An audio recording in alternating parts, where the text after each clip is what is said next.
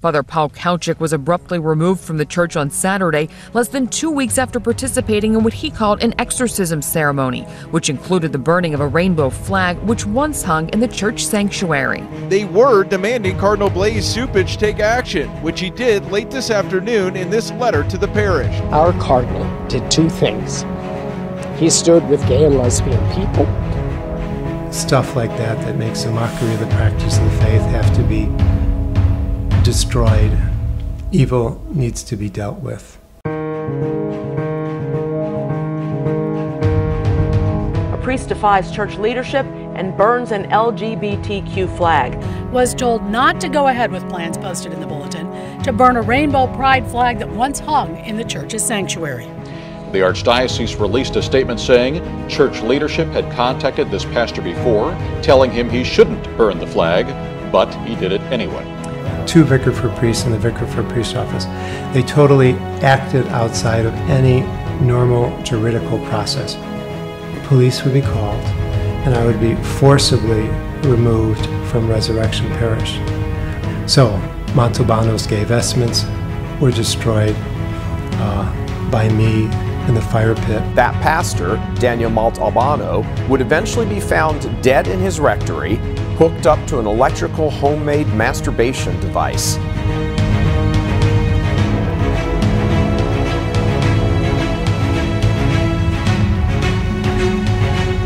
In the wake of Čupić's persecution of Father Paul Kauchik, CNSnews.com has contacted the Chicago Archdiocese multiple times in the past 2 weeks to ask whether the Cardinal supports church teaching that homosexual acts are intrinsically evil. The communications director is refusing to answer. This was not against people who have same-sex attractions. In fact, we're very sensitive to the fact that they have suffered discrimination.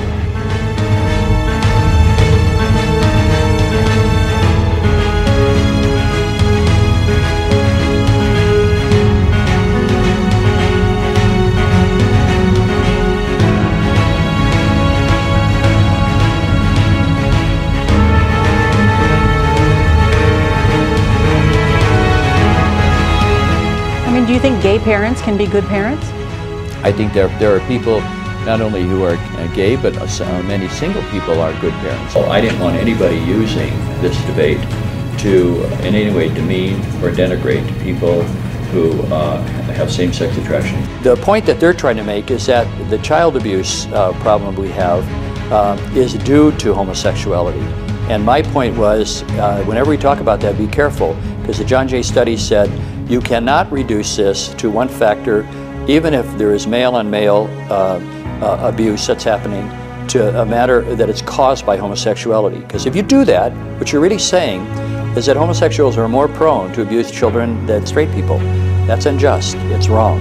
If someone is in a gay relationship, should they be able to have any leadership positions within a local parish? I think that if a person is in any kind of relationship that does not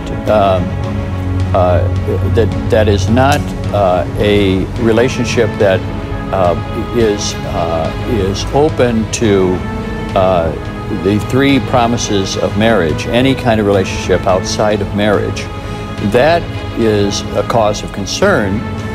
But to make a blanket statement would be, I think, ignoring the fact that you have to make sure that you see where people are, and then you go from there. Well, first of all, I've known Jim Martin for a long time, and I appreciate what he's doing. He really is one of the, if not the foremost, evangelizer in the church today, especially for young people. I've been talking to Father Martin, whom I've known a long time, about coming to the diocese. I wanted to make sure that I affirmed what he was doing.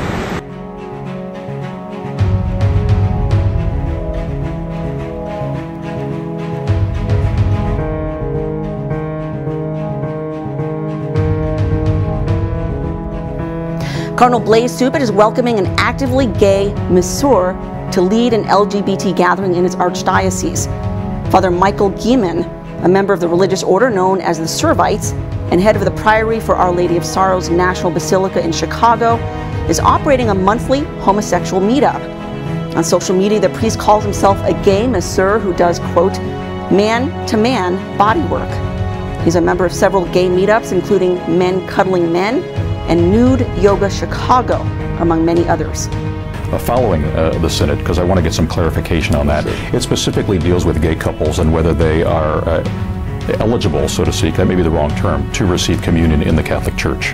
When people are in good conscience, working with a spiritual director, come to a decision that they need to follow that conscience. That's the teaching of the Church. And so in the case of people receiving communion in situations that are irregular, that also applies. The question then was, does that apply to gay people? And my answer was, they're human beings too.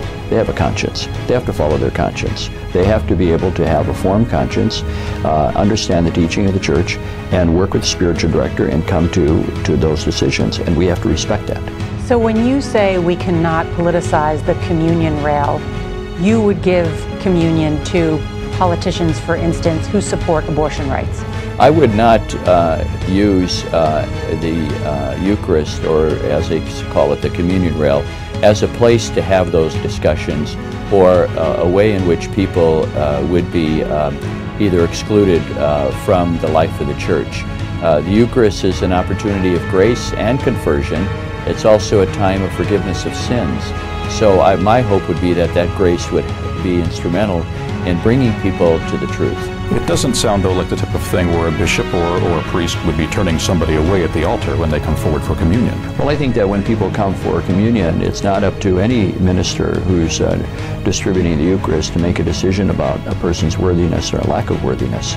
That's on the conscience of those individuals. You attended the Second Synod on the Family and were very active in the discussions that led to the document the Pope issued, Amoris Laetitia. When that document came out, you called it a game changer. Why was this document from Francis a game changer? He's trying to get people to have the freedom, interior freedom in their life, to take responsibility for their life as they move forward. That is a game changer. Pope Francis offers in Amoris Laetitia a new way of relating to the families, to the lives of families today, by introducing a new set of hermeneutical principles.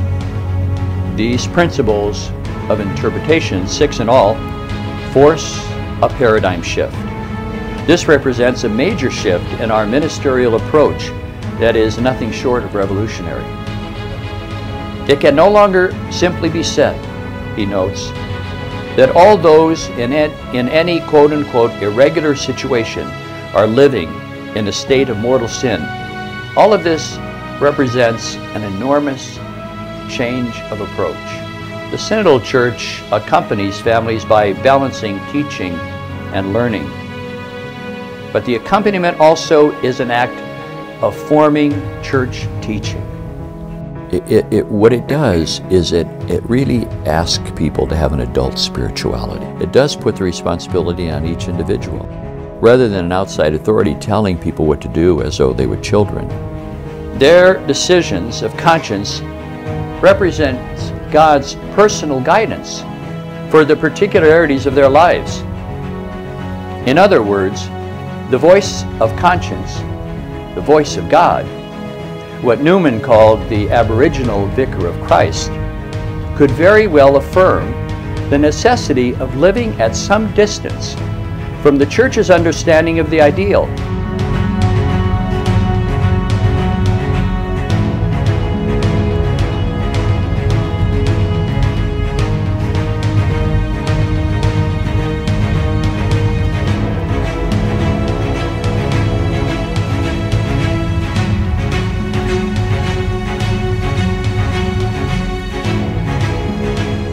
Young people are a sign of hope for us each and every day. That is coming out very strongly in the Synod discussions that we had.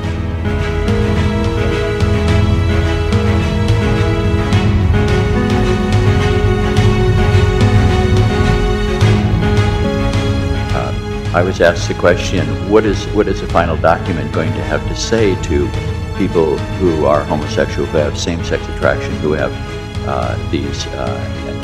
this aspect of their life? And my answer was, I think the whole document is something to say to everybody. So we wanted to make sure that people were included, and felt included by whatever we had to say. I am a product of the Second Vatican Council, and I often said that I wondered how likely it would be if the council didn't happen, if I would be a priest. But I can tell you this, that I was excited by the council, and I don't think that I would have been a priest if it were not for the Second Vatican Council. To say now, I've been a priest, I was ordained in '75, and lived through the aftermath of the council in many ways. I was in the seminary right after the council, and then I was a priest right after the council. So for me, I've never gone off course in terms of the values of the council. I've always tried to live them.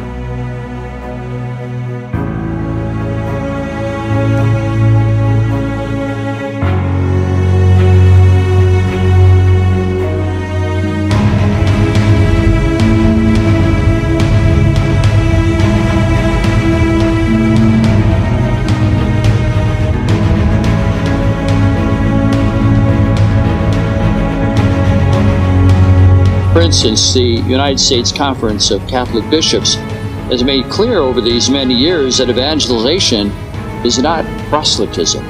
But note, our understanding of evangelization must always include a deep reverence for the religious freedom of every human being, which is their natural right.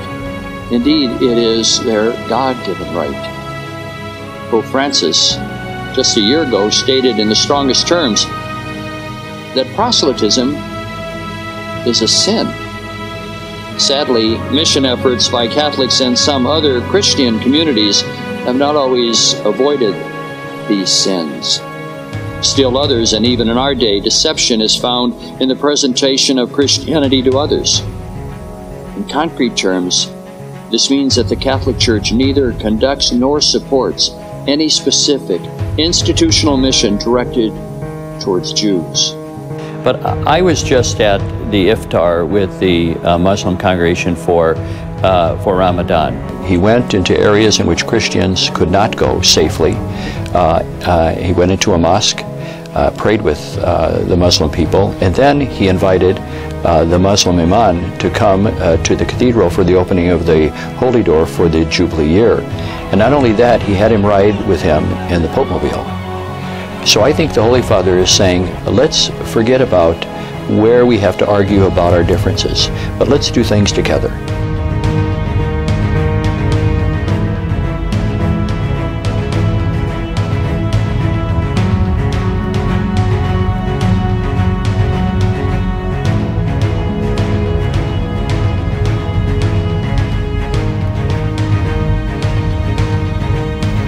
My hope and prayer as you continue this wonderful work in this prayer breakfast in the years to come, that you will continue to return here.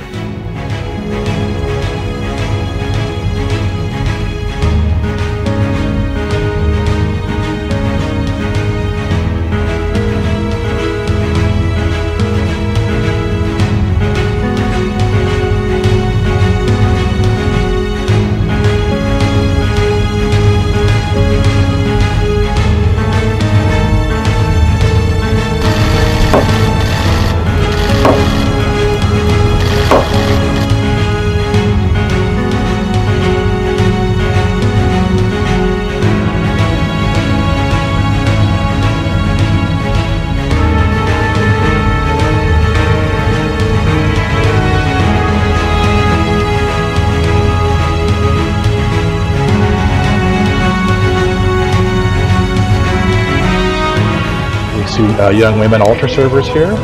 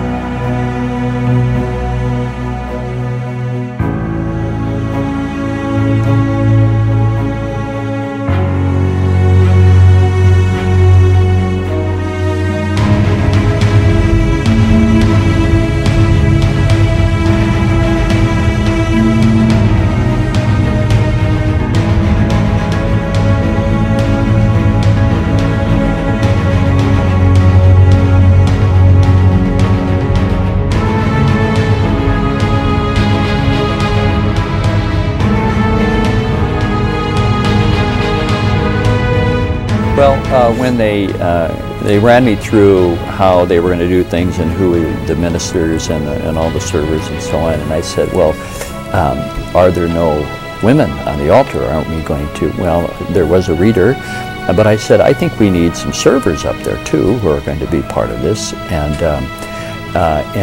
there was a great openness to doing that. But I have to tell you, I have 5 sisters, and they would have had my head if I didn't do something like that. And they were there, were they not, or many of them? All of them. We have collapsed orders, ordination, and power together too firmly.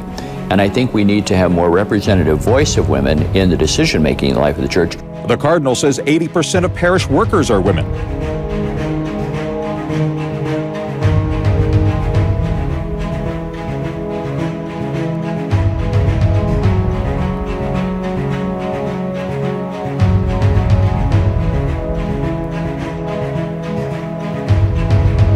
I just celebrated marked the commemoration of the 500th anniversary of the Reformation. We had 2 events just a week ago, and it was an opportunity for us to come together as a Christian community.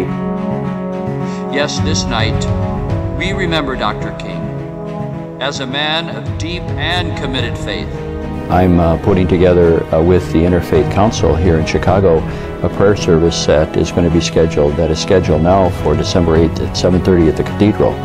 And we're inviting people of all faiths and none to come and pray with us. Some of the greatest Christians I know are people who don't actually have a kind of faith system that they believe in. I do learn from people who say they don't believe and yet are very good people.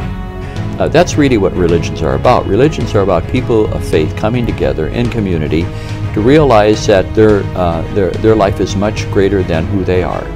And the more that we can open opportunities for that, we surely can't bash people, criticize them, or condemn them. That's a non-starter as far as I'm concerned. We do not need to marginalize groups of people. We do not need to, in any way, tell people that they're excluded or that they're not American because of their faith or their ethnic background.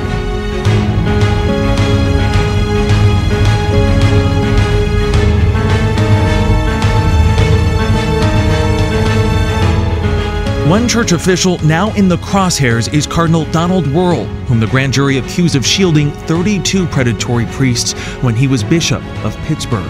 There are calls for him to step down.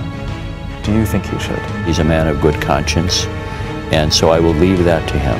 The Pope has a bigger agenda. He's got to get on with other things, of talking about the environment and protecting migrants and carrying on the work of the church. We're not going to go down a rabbit hole on this. The Pope knows we have a bigger agenda. We have to speak about the environment, about the poor. We have to reach out people who are marginalized in society. We cannot be distracted at this moment.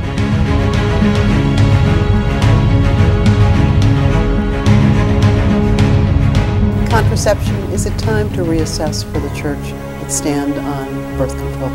Well, I think what we're hearing, especially from the Pope and so on, is that the teaching of the church with regard to openness to life and marriage, there is a constant. It's one of the promises that are made at the time of marriage. But at the same time, we have to realize that people do struggle with this issue, and we have to accompany them. We have to look for a way in which we help them in their journey of faith and be patient with them. That's what the Pope has asked us to do, to be pastoral to people who are in various situations of raising children and trying their best to raise children. It is a matter of these high-powered weapons that are so easily accessible that anybody seems to be able to have. National, federal gun bans only get you so far. There's a lot of money in this. This is about money. It's not about guns. It's about people making money. The Pope clearly identifies the ecological crisis as essentially a spiritual problem. The rupture of the relationship between humanity and the planet is an ecological sin that requires repentance and a firm purpose of amendment. And quite frankly, they also don't like him because he's a Latino, and that he is bringing Latino culture into the life of the church, which we have been enriched by And I think that that's part of all of this too. But I think that the Holy Father is charting an important new direction for the life of the Church. One that is working at decentralization in the Church. The Cardinals called for it. That is especially so as I now follow two great predecessors, Cardinal Bernardine and Cardinal George, both intellectual and spiritual leaders, but most of all, pastoral men, who both have been models of faith and trust in God and having to deal with serious illnesses as they valiantly continue to shepherd the people of God. Homosexualist Cardinal Joseph Bernardine, there also in the picture, was more than happy to call Resurrection Parish a kind of second home, since the pastor there was scandalously homosexual and a huge promoter of all things sodomy agenda related.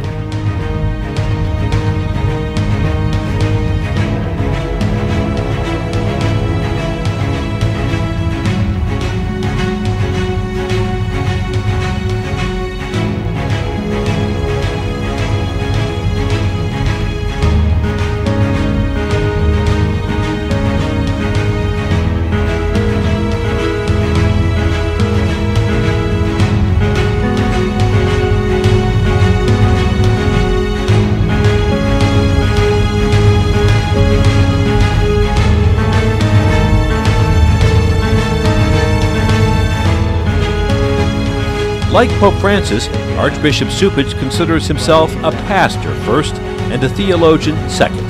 Brian Schmizek directs Loyola's Institute of Pastoral Studies. In many respects, having Archbishop Čupić here is like having a mini version of Pope Francis in the United States. Finally today, some are asking if he's America's Pope Francis.